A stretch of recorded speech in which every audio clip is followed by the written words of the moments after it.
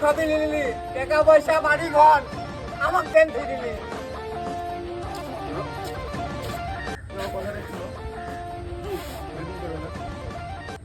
শুনবে না তো? দেখো আমি সব কিছু তো দেখো ভাই এটা জীবন, প্রবলেম আসবে যাবে, এত ছোট ছোট বিষয় মনের ভিতরে নিতে হয় না।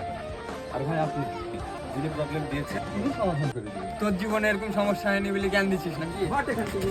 जिसको जो भी मिलता है दे सबक नहीं मिलता मुझसे तो